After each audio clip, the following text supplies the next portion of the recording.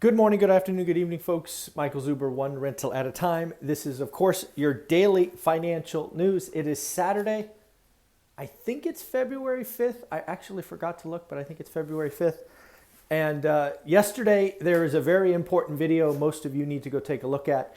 And that is the 40-year mortgage. Yes, folks, the 40-year mortgage is here. I interviewed a couple of gentlemen at 3 o'clock. At least that's when the video went live, 3 p.m. yesterday.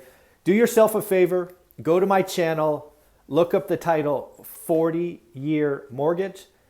These individuals are bringing this to investors. There's a couple of little caveats in there. 10-year interest only period, followed by 30-year amortization. A lot of you have watched me hem and haw about 40-year mortgages.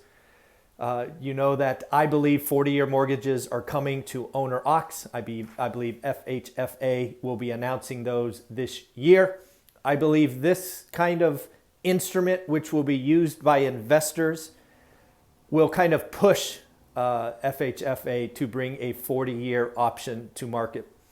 Because if investors have the ability to get 40-year money, you know that the government will want owners to as well. So go take a look at that. It is an interesting idea. I've been chewing on it for about 24 hours. If you're in my course, please understand that this is not something I would put in our spreadsheet. Don't calculate your yield on 40-year mortgages. I think we have to do it the traditional way. There are lots of ways that this could be beneficial, but I'm still chewing on it myself. I've not used it. I have invited that group back because I want to ask more questions. I was shocked at the options that were apparent. So I'm going to invite them back. I'm trying to bring them back this Thursday to ask more questions because as you can see in the video yesterday, I kept asking questions and yeah. There's a lot there, but yeah, 40-year money. You want 40-year money. We now at least have something to talk about. So go check out that video. It is, it gives you some food for thought. So pretty amazing stuff. Then we got to congratulate a couple of people that closed deals. Chris and Colleen, congratulations for getting your 2 deals. Your cards will be out in the mail. Again, Chris and Colleen, your cards will be going out in the mail. Let me leave those right there. So a couple of things again, 40-year mortgage. I was up last night going, wow, 40-year mortgages are here. 10-year interest only, 30-year AM after that. It is certainly something to think about. Hi, Sonny, how are you? Sorry, folks, if you don't know, I have a little puppy in the office with me who's crying a little bit. I may pick him up in a minute. First off, we got Ford, right? The daily financial news. What's going on? Ford is having to cut vehicle production sale. Because of the chip shortage. Yes, they are cutting some of their most productive lines, the F-150, Mustang, Bronco. This is a problem for Ford. Ford, if you don't know, I think announced on Thursday, and the earnings were not very good. So this is, again, only going to make it worse going forward when you have your most in-demand, most profitable vehicles in short supply. One sec, folks. If you heard any of that whining, that's this little bugger right here. This is Sonny, my 6-month-old Shih Tzu. So I'm going to try to do this while holding him in my arms. He doesn't understand why I'm standing in a corner and he's worried about me. So thanks, buddy. We have a Fed president out speaking. This is something you guys need to watch. Fed President Barkin says that rates need to go back to pre-pandemic levels fast. Does that scream half a point rate increase in March to you? It certainly does for me. And just in case you're wondering, because the article didn't talk about it, the rates pre-pandemic, this is Q4 2019, were 1.75. This is obviously the Fed funds rates. My memory about mortgages were high fives, I think. It's so long ago, so much has happened. But yeah, I think high fives, investors were in the 6s. So that's where Fed President Barkin says they need to go. And go quickly. We've been talking about Turkey quite a bit because I think we are seeing a currency unravel right in front of our eyes. They now have inflation over 50%, and we have individuals striking, boycotting, and they should, right? There was just recently folks that deliver goods were basically organizing to parade around their unhappiness because their salaries can't buy meat, can't buy gas, can't do these things. The Turkish economy suffering high inflations, and they keep cutting rates, which again, historically speaking, hasn't worked. For the citizens of Turkey, I hope it turns around and works. But 100 years of economics say it won't, so be careful. Peloton, I told you this was going to happen. I talked about the fallen angels. I think I did that last week. We talked about Peloton, Robinhood, and others. These fallen angels are going to get gobbled up. Peloton, after hours yesterday, rumor, only a rumor, speculation, don't believe it. But Amazon was sniffing around. It's not about Amazon, folks. It's the fact that these fallen angels have gotten to a value where they can be gobbled up by bigger folks. This is what happens in a recession. This is exactly what happened in the dot-com era. It is happening right in front of us. I keep telling you what's going to happen, and then it happens. So, yeah, the fallen angels will get gobbled up, and we are not done with the fallen angels. There will be more. Stanley Black & Decker. This is who makes tools, if you don't know, drills and saws and all of that stuff. They have confirmed that they had to lay people off. Think about that. Stanley Decker makes tools. Construction's going bananas, right? This is all stuff we hear. Why have they had to cut? Well, the supply chain issues, idle lines, and inflation. Folks, this is the world we're going to be in. 2022 is going to be messy. It is not going to be the easy money period of 2021. Be ready. Set yourself up. Understand what a good or great deal is. Please, please, please. I've been talking about a 50 basis point or half point raise in the Fed fund rates for 6 months. It has gone from 0% chance to 5% to 1 in 4, now to over 0.5%. The number this week is going to be CPI, which will validate it, but we will get to that in a minute. Yes, folks, feel really good about calling that one. So when will inflation peak? There are some things that I believe will have it peak in April or May, which means we have a couple more months of increasing inflation. This again is CPI. I believe the peak will be in April or May. That is because of what's known as the base effect. It is basically saying we are starting to compare on previous year months that already had inflation. It's kind of one of those statistical oddities. So yes, there's something called the base effect. I think we will probably peak around 7.5 to 7.7, so shy of 8%, but still not good. I think it stays above 4% all year. So getting to the base effect does not bring it back to 2%, which the Fed are 2.5, but it will stop the rise. We will plateau, we will come over the top, but it will be a slow grind down. Why do I believe that? Well, I think we're going to have two competing forces with inflation. We are going to have wage inflation, a la the 70s, my 50-year spreadsheet. We are going to have rent or rent equivalent. The fact that rent in CPI as of late is only 3.2% when you and I know it's 15 or 18% is criminal.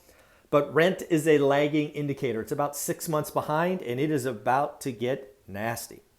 And of course, we can't forget food and gas. Did you guys see oil was over $90 a barrel the other day? And then we will have some deflationary forces. There is no doubt we will have some deflation. It will likely be in things that get shipped in shipping containers like clothes or electronics, physical items. We saw that Q4's record or awesome GDP was mainly suppliers building inventory. Well, I believe they're about to get a lot of inventory, not a lot of buyers because consumers are going to get scared, and thus we will have sales, which will be deflationary. Okay, Sonny, you good now? There you go. Sorry about that again, but I love my dogs. What can I do? So again, we will have inflation and deflationary forces. On top of that, we have shipping rates finally breaking. Remember we were talking about lumber and we were talking about shipping containers and all of that? The China economy is struggling. It is worse than they let on, and we are now seeing shipping rates fall because of weaker and weaker Chinese demand. What I would tell you if you're gearing up to buy a house, a owner occ or investment property is be very careful in Q1. Q1 is going to be as competitive as last April. It's not going to feel good. There's no inventory, lots of bidding wars. Don't do something stupid. If you are an investor and you have locked in on a great deal and somebody comes in and bids it up, know your numbers and walk away. No skinny deals. There will be another opportunity. I believe inventory is higher in December than today, but we've got to get through Q1. This rise in interest rates is going to push consumers, and we could see record demand in Q1, even with low inventory. So please, please, please be careful.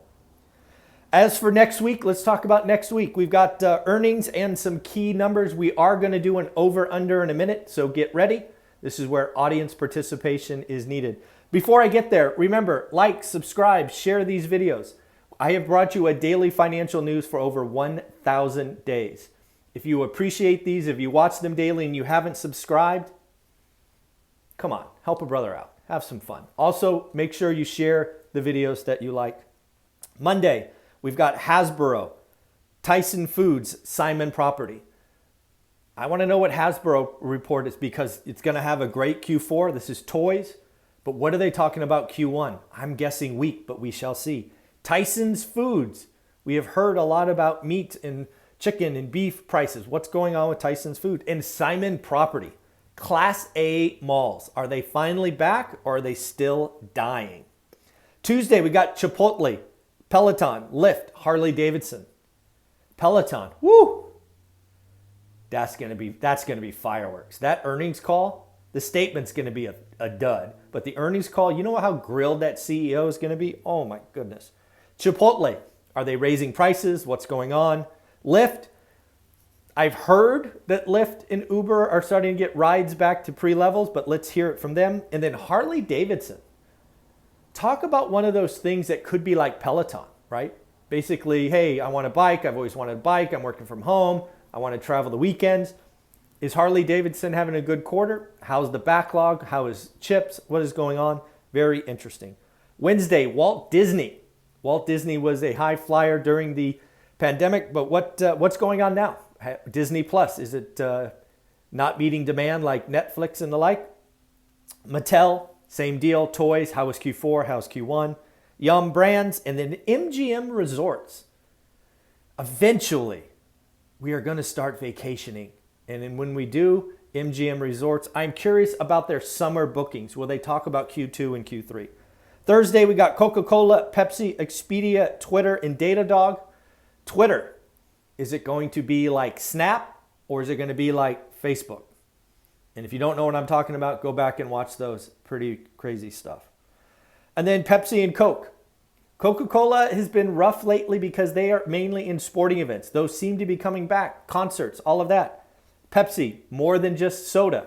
They have chips and all of that. Eat from home. What is going on? And then Friday, we've got Under Armour. So we have Thursday is the big number of the week. This is the over-under. Every week we have a big number. This Thursday is the number. It is CPI, Consumer Price Index. What are you and I paying for stuff? The expectation is 7.2%. I believe last month was a flat 7. It might have been 7.1. I think it was 7. So what do you got? Are you taking the over? Are you taking the under? 7.2%. I'm going to go over. I think it's going to be like 7.3, 7.4. But let me know what you think. 7.2, just so you know, will be the highest since 1982. If we get anything north of 7, in my opinion, 50% rate boost in March is a lock. But we shall see. Yeah. Thursday's the number. Then on Friday, we have consumer sentiment. I think that's going to be an interesting number. This will be the first kind of economic overview of the consumer since we sort of had that peak in cases. So it'll be interesting if the consumer is getting scared. Inflation, this threat of war, all of these things. So what is going on with the consumer? So lastly, folks, we will be doing our live stream at 8 o'clock. I will likely be talking about the 40-year mortgage more. I will share with you what my thoughts on it in that video as we go in depth.